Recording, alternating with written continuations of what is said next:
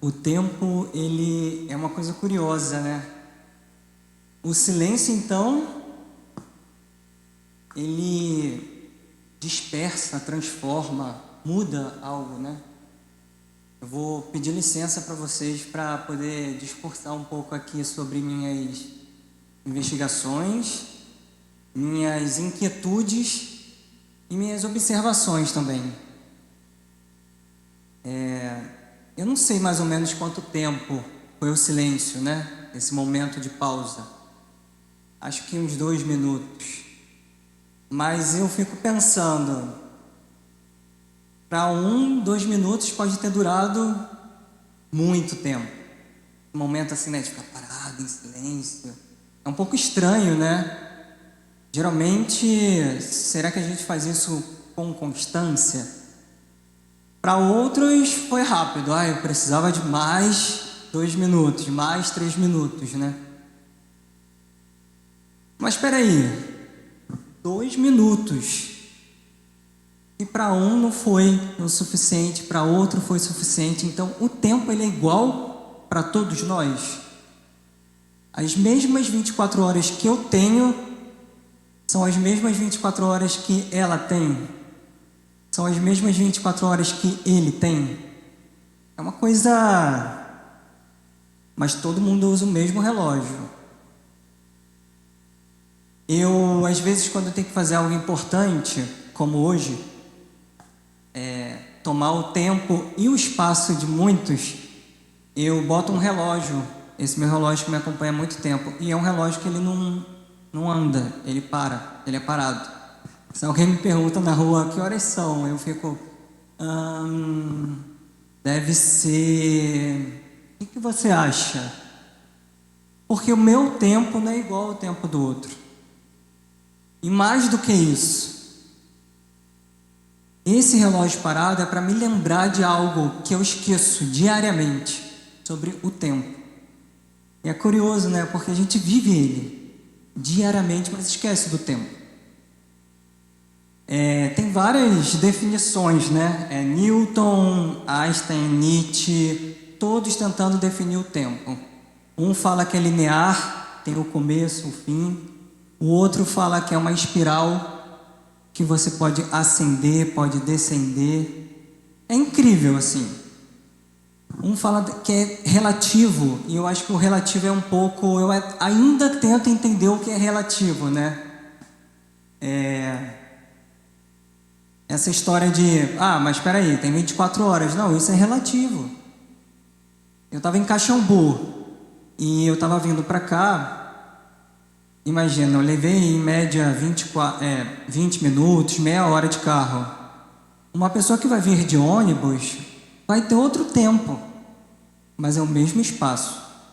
Se eu pegasse um helicóptero, ia ser um evento naquela cidade. Se eu pegasse um helicóptero e tentasse vir para cá, sei lá, eu viria em 5, 10 minutos. Então o tempo ele é essa grandeza e esse nome não é à toa, né? E ele precisa ser lembrado. E por que eu estou falando sobre o tempo? As coisas têm tempo. Uma mãe carrega, em média aí, né? 9 meses, um bebê, é quase um ano. Eu não imagino o que é carregar uma criança que cresce e cresce dentro de você por quase um ano. Tem alguns outros seres vivos, assim, que é uma coisa sobrenatural também sobre o tempo. Um elefante, por exemplo, uma mamãe elefante, ela leva 22 meses carregando, gerando o filhote dela. São quase 2 anos. 22 meses. É muito tempo. Quando esse filhote nasceu, acho que ela fica desesperada querendo proteger esse filhote. Uma girafa, eu acho que são 15 meses, uma média de 15 meses. E a girafa é interessante, é um ser vivo que me chama muita atenção, porque ele é muito alto, né? Então ele atrai os predadores. Então ele está o tempo inteiro presente. Ele não pode relaxar, fazer esse movimento de... Até porque o pescoço vai tá acenando, né? E mais do que isso, a girafa, quando ela, imagina, 15 meses gerando o filhotinho dela, né? Tem uma coisa interessante que eu parei para pensar, falei, cara, peraí, a genitália da girafa tá bem alto, né? Geralmente 1,5 m a 2 metros de altura. Quando o bebê sai, é igual, né, o humano, já sai com a cabeça virada para baixo, que é a posição, às vezes, né, melhor. Então, quando a girafa, ela para a girafa, imagina, ela não tem mãos, né, o bebê cai de cabeça no chão e ele desmaia. Ela tem um tempo extremamente curto de reviver o filhote, senão ele morre na hora. Imagina, aquele animal grande, que anda, fica ali, né? E a gente nem imagina o que ele está passando. Porque eu também não imagino o que você está passando, o que ele está passando, o que ela está passando, qual é a correria do tempo. Aí você vai falar, Kleber, pelo amor de Deus, para de viajar. Por que você está falando disso? Porque cada um tem um tempo. Se eu quiser vender, eu vou chegar e já falar... A pessoa às vezes tem um tempo dela, né? De repente, se eu sentar e escutar, eu vou conseguir oferecer o que eu tenho de melhor, que vai atender melhor. E se eu não tiver, eu vou falar, olha, desculpa, eu não tenho nada para te oferecer, mas eu conheço alguém que tenha. Já enlaçou aquela pessoa, né? Porque é uma questão de escuta também, né? Porque o tempo é isso, né? Como o relógio também tem o tic-tac, tem um tic-tac natural acontecendo, eu acho que na nossa vida. E ele vem de um músculo. Esse músculo, para mim, é um músculo que recentemente eu reencontrei com ele de uma forma que foi o coração. Imagina, a gente tem um músculo, ele vai crescendo e ele faz crossfit todos os dias, né? Esse músculo está ali, está jorrando sangue por todo o meu corpo e ele está ali, desde o dia que eu nasci, ele nunca parou. E ele o meu tic-tac, ele é o tempo, né? Está ali, me dizendo, ó, você está vivo, você está vivo. Horas, ó, você está muito vivo. Horas, ó, você está... O tempo, ele se contrai, ele se contrai, ele relaxa, contrai e relaxa. Né? Isso que Einstein também tentou explicar sobre a espiral do tempo. E é muito louco porque o tempo ele está mudando na sociedade moderna. O nosso modo de vida está alterando a nossa relação com o tempo, né? Às vezes eu sento e vou assistir aqueles vídeos maravilhosos de rios, e é cachorro pulando, e é cachorro dançando, eu não sei, é maravilhoso. E quando eu vejo, passaram-se 2 horas. Quando eu vejo, a gente vai perdendo um tempo, né? E esse tempo, ele, para mim, de todas as coisas da vida, assim, tem muita coisa que vai e vem, né? Que a gente perde, a gente ganha dinheiro. Perdeu, voltou, e vai. É essa coisa que flui, né? Às vezes flui mais devagar, às vezes flui mais rápido, né? Mas agora o tempo não. O tempo é um trem com um ticket único. Você pega ele e vai embora. Não tem volta. Não tem volta. Por que eu estou falando do tempo? Para a gente poder relembrar e garantir a nossa saúde mental diante de várias coisas que estão acontecendo.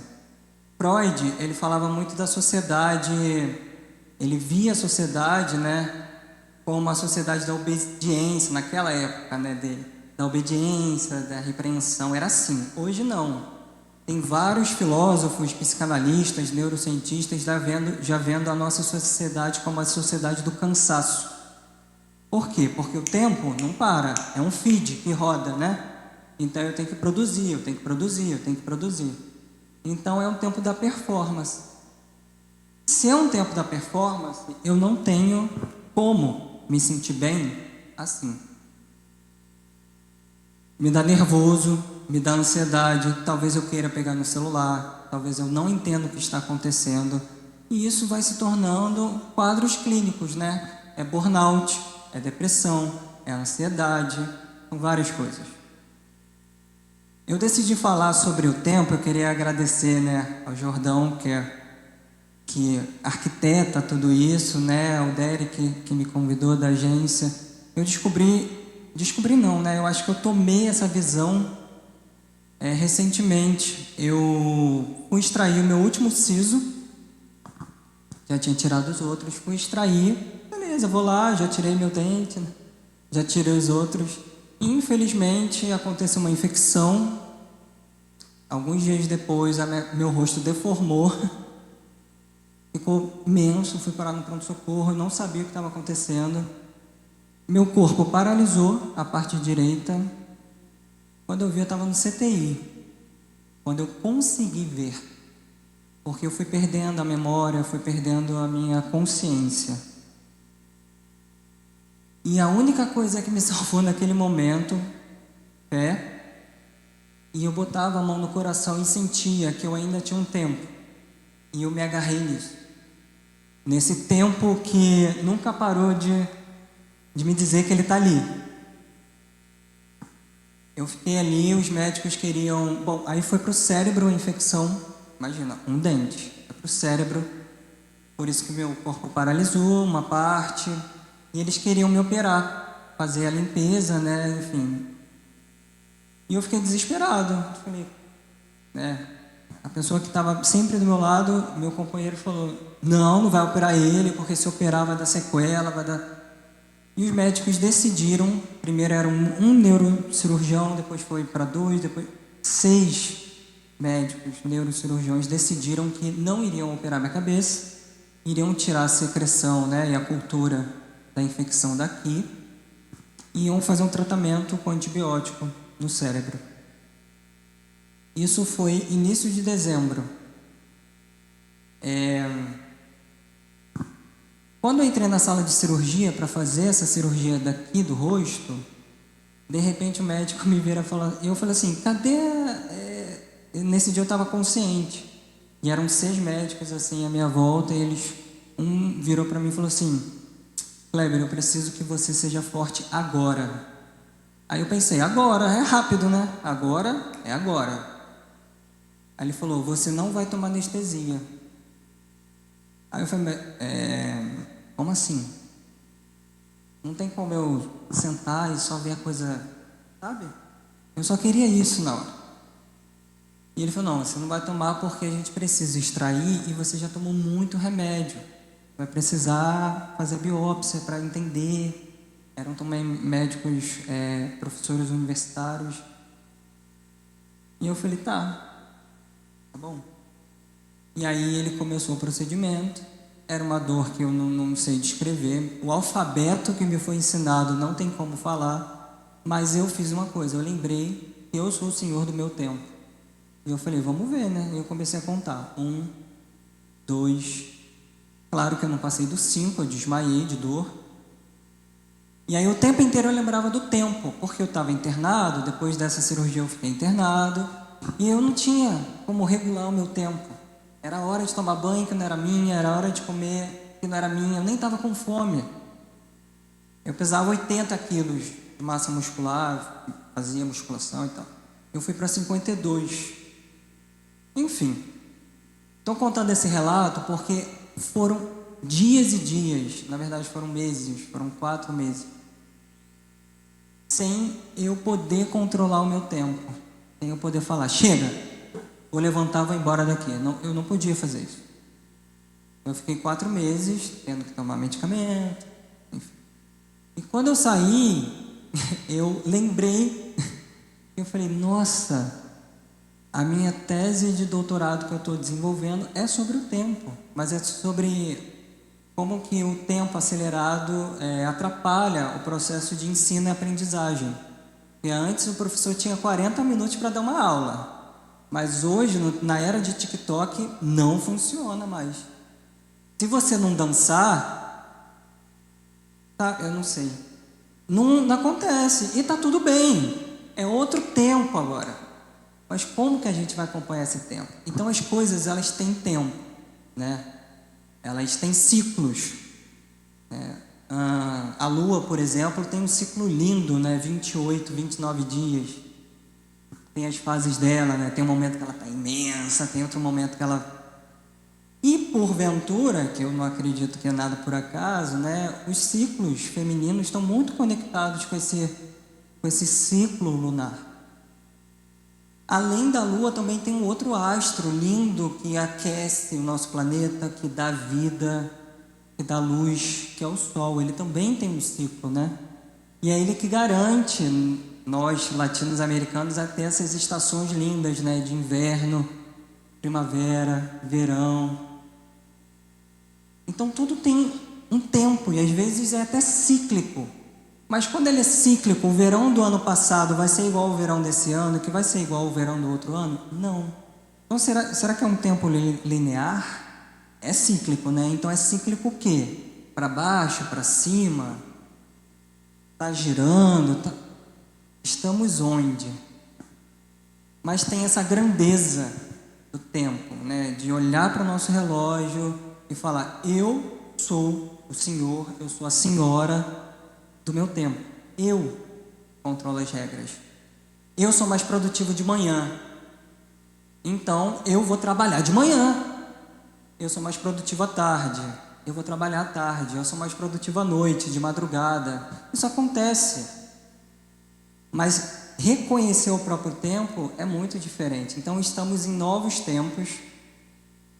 E tem possibilidades. O home office, o trabalho híbrido, tem essa possibilidade de falar, e aí? Hoje eu estou mais produtivo de manhã, então eu vou levantar, vou fazer o que eu tenho que fazer, porque à tarde é o meu momento de reflexão, de criação, de parar e de observar. Observar o quê? A minha vida. Quem está na minha frente, se a pessoa está respirando bem, lembrar do meu coração, esse relógio que está ali me lembrando o tempo inteiro, ó. Não vou ficar olhando para cá, vou ficar olhando para cá, né? Se eu estou ansioso, se eu estou nervoso, eu vou chegar e vou falar com alguém, só se for para pedir ajuda, não sei. Bom, é isso. Tinha muitas outras coisas para falar. Eu geralmente não me organizo porque eu não procuro ser linear nem bonito. Eu acho que tem vindo mais de dentro, e depois dessa situação que eu passei, eu saí do hospital, foi dia 1º de abril. Mentirinha. 1º de abril, então assim, faz pouquíssimo tempo.